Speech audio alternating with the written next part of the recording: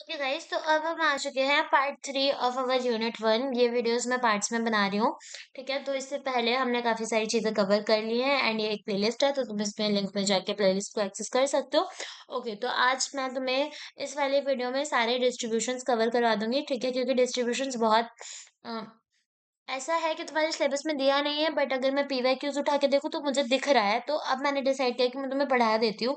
ठीक है, सो सबसे पहले देखो, डिस्ट्रीब्यूशंस कितने टाइप के होते हैं। डिस्ट्रीब्यूशंस तुम्हें पता है, मैंने प्रोबेबिलिटी डिस्ट्रीब्यूशन पढ़ा दिया है। ठीक है, तो ये जो डिस्ट्रीब्यूशन है, ये प्रोबेबिलिटी डिस्ट्रीब्यूशन का एक पार्ट है जिसके अंदर बायनॉमियल डिस्ट्रीब्यूशन आते हैं एंड ऐसे अलग अलग नॉर्मल डिस्ट्रीब्यूशन, पॉइजन डिस्ट्रीब्यूशन, इस तरीके के अलग अलग डिस्ट्रीब्यूशन आते हैं। तो देखो, सबसे पहले बायनॉमियल डिस्ट्रीब्यूशन की बात करते हैं। देखो, ये जो डिस्ट्रीब्यूशंस होते हैं ना, ये प्रोबेबिलिटी पे बेस्ड होता है कि किसी चीज के आने की संभावना क्या होगी, उसके अकॉर्डिंग हम डिस्ट्रीब्यूशंस बनाते हैं। अब बायनॉमियल डिस्ट्रीब्यूशन में हम बात करते हैं किसी चीज की सक्सेस या फिर फेलियर की। तो यहाँ पर जब भी हमें क्वेश्चन में सक्सेस या फेलियर दे रखा होगा, हम वहां पर बायनॉमियल डिस्ट्रीब्यूशन करते हैं यूज। ठीक है, अब सक्सेस या फेलियर मतलब क्या होगा, अभी तुम समझ लेना। देखो, अब क्या होता है कि सपोज मैं तुम्हें बोल रही हूँ कि मेरे पास 3 कॉइन्स है, उनमें से मेरे को ये बताओ कि मेरी 2 आने की प्रोबेबिलिटी कितनी है। ठीक है, या फिर मैं बोलती हूँ तीन तीन कॉइन्स है, 1 का, 2 का और 3 का।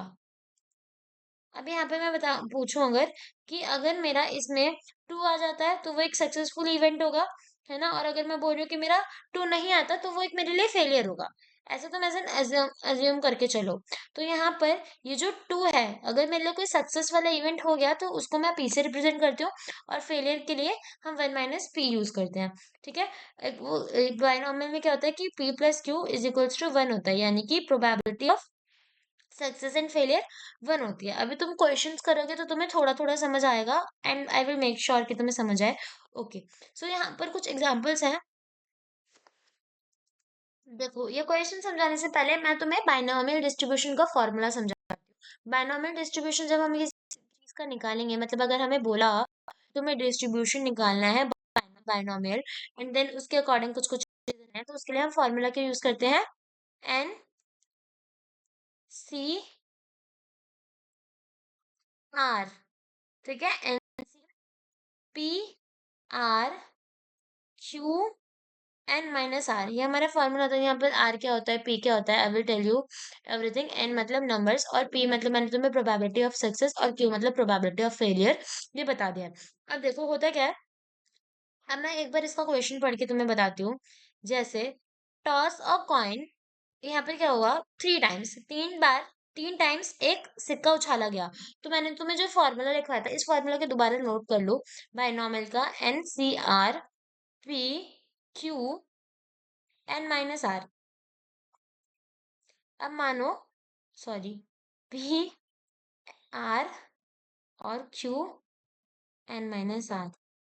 अब मानो कि मैंने तुम्हें बोला एक कॉइन को मैंने 3 टाइम्स टॉस करा, तो यहाँ पर n की जगह पर वैल्यूज क्या आएंगी, 3। अब मेरे को प्रोबेबिलिटी निकालनी है ऑफ गेटिंग हेड 1 टाइम। कितनी बार हेड चाहिए, एक ही बार चाहिए। तो यहाँ पर मेरा जो आर है, आर क्या हो गया, 1 हो गया। ठीक है, टोटल नंबर ऑफ टाइम्स, तो नंबर्स कितने थे, 3 टाइम्स है, और मेरे को चाहिए क्या, हेड, एक बार में चाहिए। अब यहाँ से हम क्या करेंगे कि हम पी और क्यू की वैल्यूज कैसे निकालेंगे। देखो, सबसे पहले क्या हुआ, मैंने 3 बार कॉइन्स को उछाला, तो जितने भी सबसेट्स थे पॉसिबल, सैंपल स्पेस मैंने बना लिया, नॉट सबसेट, सैंपल स्पेस मैंने बना लिया। क्या क्या हो गया, हेड हेड टेल हो गया, हेड टेल हेड हो गया, टेल हेड हेड हो गया, ये सब हो गया। अब मेरा मेन काम क्या था, मुझे निकालना है कि find the probability of getting number of head 1 times. Head एक बार आने की प्रोबेबिलिटी क्या है, मतलब सिर्फ एक बार हेड जिसमें आ रहा है। देखो, इसमें हेड एक बार आ रहा है, इसमें हेड एक बार आ रहा है, एंड इसमें एक हेड एक बार आ रहा है। तो टोटल प्रोबेबिलिटी क्या हो गई, 3/8। प्रोबेबिलिटी क्या हो गई, 3/8। अगर इसको मैं बायनॉमियल डिस्ट्रीब्यूशन से करूँ तो कैसे करेंगे इसको, फॉर्मूला मैंने मिटा दिया था, मैं दोबारा लिख देती हूँ यहाँ पर। क्या है फॉर्मूला, एनसीआर, मैं बार बार लिख रही हूँ ताकि तुम्हें भी याद हो। NCR P R Qn - r। अब ये बताओ कि अगर मेरा नंबर ऑफ हेड 1 है, तो दो ही चांसेस हो सकते हैं कि या तो मेरा हेड 1 एक बार आएगा या फिर नहीं आएगा। तो प्रोबेबिलिटी होने की भी हाफ होगी और नहीं होने की भी हाफ होगी। देयर आर चांसेस कि या तो वो चीज हो रही है या फिर वो चीज नहीं हो रही। तो प्रोबेबिलिटी यहाँ पर सक्सेस की भी 1/2 है और फेलियर की भी 1/2 है। अब यहाँ पर एन मैंने तुम्हें पहले ही बता दिया था, डाइस 3 बार हुई है तो 3 हो गया और आर मेरा क्या हो गया, 1 हो गया। अब इन सब जगहों पे फॉर्मूलाज लगाते हैं। एन की जगह पर मैंने 3 लगाया, सी की जगह पर ये और 1 की जगह पर 1 लगाया, सॉरी आर की जगह पर 1 लगाया। अब प्रोबेबिलिटी होने की क्या होगी कि नंबर ऑफ हेड एक ही बार आएगा, उसकी प्रोबेबिलिटी क्या होगी मेरी 1/2। मतलब प्रोबेबिलिटी ऑफ सक्सेस 1/2 है कि हेड एक बार आ गया, वरना क्या हो सकता है, देयर आर चांसेस कि हेड एक बार ना आए। तो इसकी प्रोबेबिलिटी भी 1/2 हुई, probability of success and failure 1/2 हो गया। अब यहाँ पर आर की वैल्यू देखो 1 थी तो मैंने यहाँ पर 1 लिख दिया और यहाँ फॉर्मूला में n माइनस आर लगता है, n 3 था and n minus R is your 2। तो यहाँ 2 हो गया। जब इस पूरे को सॉल्व करेंगे तो 3/8 आएगा। सो बायनॉमियल डिस्ट्रीब्यूशन से जब हमने इसको सॉल्व करा तो इसका आया 3/8। अब देखो ये जो बायनॉमियल डिस्ट्रीब्यूशंस होते हैं, इनमें भी ना मीन निकालने के लिए, मीडियन निकाल के अलग अलग फॉर्मूले यूज होते हैं। लाइक बायनॉमियल डिस्ट्रीब्यूशंस, जितने भी डिस्ट्रीब्यूशन है सब में अलग अलग फॉर्मूलेज होते हैं। तो अगर मैं तुमसे बात करूँ फॉर्मूला निकालने की, सॉरी मीन निकालने की बायनॉमियल डिस्ट्रीब्यूशन में, तो मीन निकालने का फॉर्मूला क्या होता है बायनॉमियल डिस्ट्रीब्यूशन में, एनपी। पी क्या हो गया, वही तुम्हारी probability of success and N is your number. And variance कैसे निकालते हैं, एनपी क्यू। सो इस तरीके से तुम क्या निकालोगे, मीन और वेरिएंस निकालोगे, किसमें, बायनॉमियल डिस्ट्रीब्यूशन में। That formula somewhere. सो अगर आ गया कुछ बाय चांस एग्जाम में थोड़े बहुत न्यूमेरिकल्स, तो ट्राई करके कर लेना। ठीक है, अभी तो इतना हालात लग नहीं रहे मुझे किसी के कि तुम लोग कर पाओगे, बट ओके एंड सेम से पहले यू विल ट्राई कि सारा सब कुछ करके जाओ। एंड आई विल ट्राई कि मैं सब कुछ अपलोड करूँ। अभी मैं बस ऐसे तुम लोगों को ओवरव्यू दे रही हूँ, जिनको बिल्कुल नहीं समझ आ रहा है क्या करें, उनको थोड़ा बहुत समझ आए बस उसके लिए इसकी दोबारा से प्रॉपर प्लेलिस्ट मैं बनाने वाली हूँ। एंड नॉट ओनली दिस, जितने भी चैप्टर्स मैंने तुम्हें एग्जाम टाइम पे पढ़ाए हैं उन सबकी मैं प्लेलिस्ट दोबारा बनाऊंगी, क्योंकि एग्जाम टाइम पे मैंने तुम्हारे एग्जाम पॉइंट ऑफ व्यू को एग्जाम को देखते हुए, टाइम कम था वो देखते हुए बहुत जल्दी जल्दी चीजें पढ़ाई हैं। ठीक है, ऑल्दो मैंने क्या जो टॉपिक्स कवर करवाए हैं वो इनफ हैं, मतलब बहुत सारे ऐसे प्लेलिस्ट हैं जहाँ पर मैंने सब कुछ कवर करवाया हुआ है, बट बहुत सारी ऐसी हैं जिनमें एक ही चैप्टर हो पाया। एंड जैसे कुछ चैप्टर्स बहुत बड़े होते हैं, कुछ सब्जेक्ट्स बहुत बड़े होते हैं, जैसे स्टैटिस्टिक्स तुम्हें पता है एक एक चीज के लिए कितनी मेहनत लगती है। सो या ये भी मुझे नहीं लगता आज आज में कवर हो पाएगा। सो इसकी प्रॉपर प्लेलिस्ट बनेगी, बट आज नहीं बन पाएगी। ठीक है, बट मैं नोट्स वगैरह तुम्हें प्रोवाइड कर दूंगी। तो बस तुम्हें इतना ही याद करना है कि बायनॉमियल डिस्ट्रीब्यूशन में मीन निकालने का फॉर्मूला एन पी होता है, पी प्रोबेबिलिटी ऑफ सक्सेस। ठीक है, एंड वेरिएंस अगर हमें निकालना होता है तो इसका फॉर्मूला एन पी क्यू होता है। बस इतना याद रखो अभी। ठीक है, आगे देखते हैं।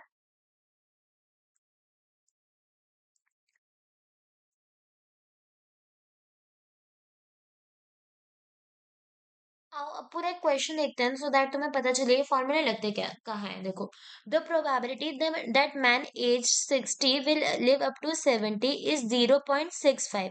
तो प्रोबेबिलिटी तुम्हें क्या दे रखी है, प्रोबेबिलिटी ऑफ सक्सेस मान लोगे इसको, कि चांसेस कि एक आदमी 0.65 ईयर्स तक 0.65 तक जी पा रहा है, सॉरी 60 साल तक जी पा रहा है, उसकी प्रोबेबिलिटी 0.65 है।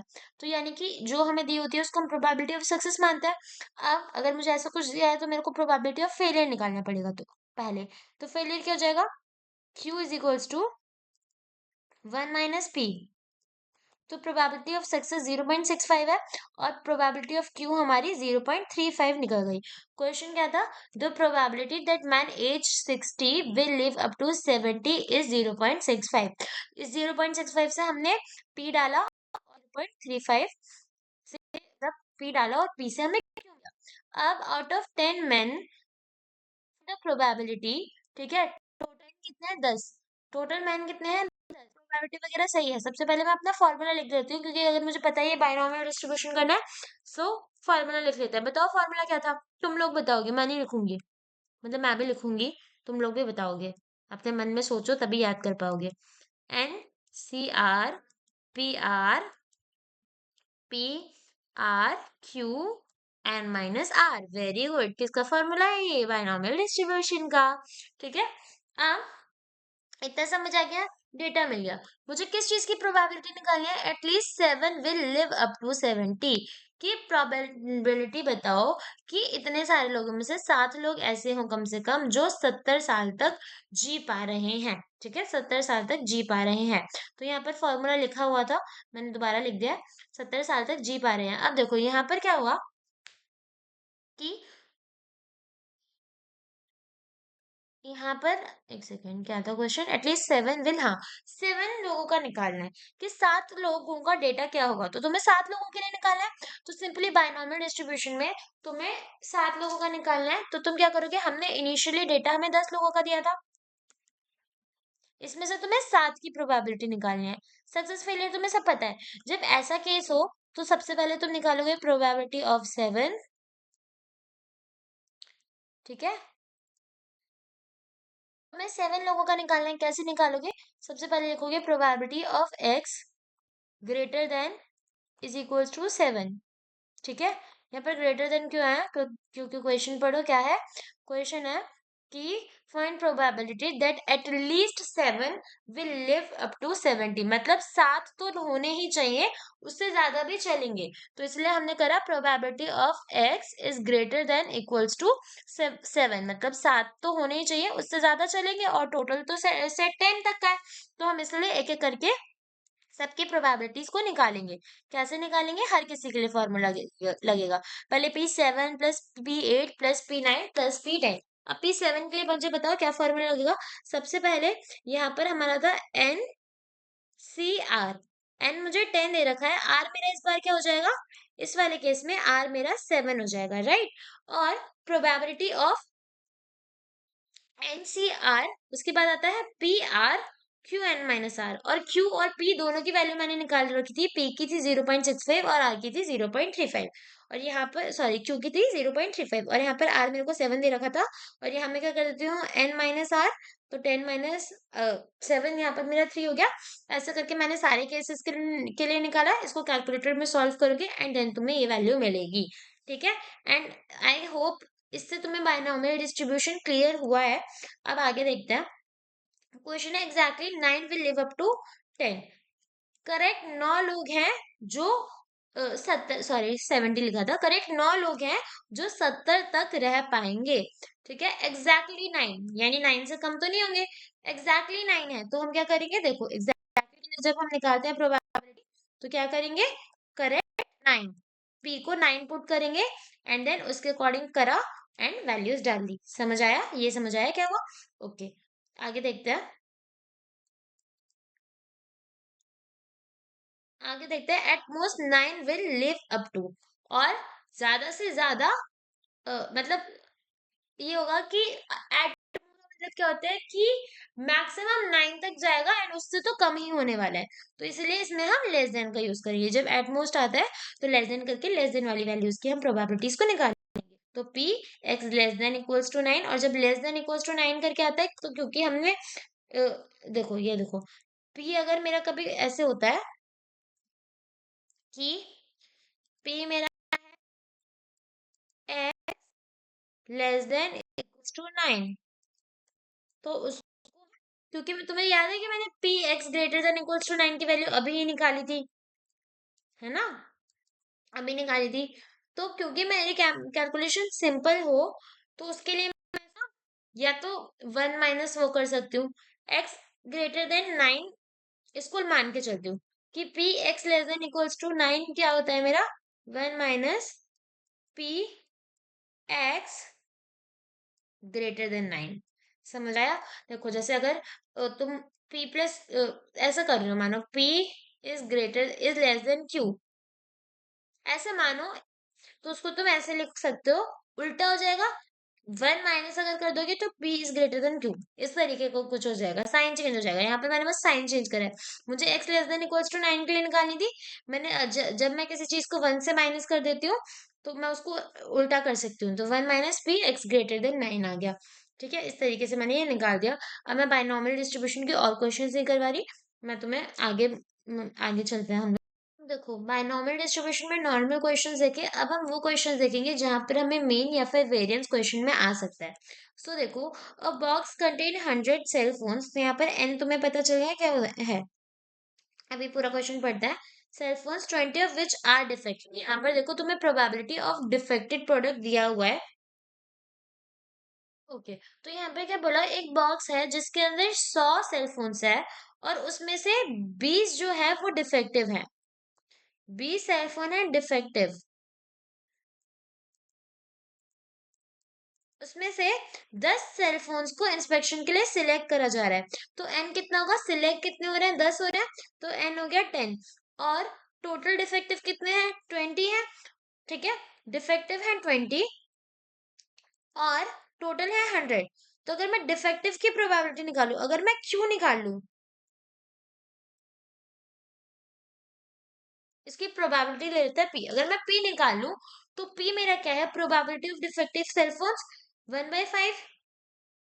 ठीक है, अगर मुझे एक्सपेक्टेड डिफेक्टिव निकालने, तो ये वाले क्वेश्चन जो होता है एक्सपेक्टेड नंबर ऑफ डिफेक्टिव्स वगैरह निकालने, इनमें जब ऐसे एक्सपेक्टेड आ जाए ना, तो इसमें हम मीन निकालते हैं। तो अगर मुझे expected number of defective cells निकालना है, सेल फोन्स निकालना है, तो मैं एन पी कर दूंगी। एन कितना है, 10, और प्रोबेबिलिटी 1/5, तो आंसर हो गया 2। ये समझ आया। अगर क्वेश्चन में तुम्हें इस तरीके से बायनोमियल डिस्ट्रीब्यूशन डिफेक्टिव दे रखा है और तुमसे पूछा कि एक्सपेक्टेड ये निकालना है, एक्सपेक्टेड नंबर कितना होगा, तो इसमें मीन निकालते हैं। अब ये क्वेश्चन हो गया, वेरिएंस भी थोड़ा थोड़ा सेम ही होता है, मैंने फॉर्मूला तुम्हें सबको बता सबके बता दिया है।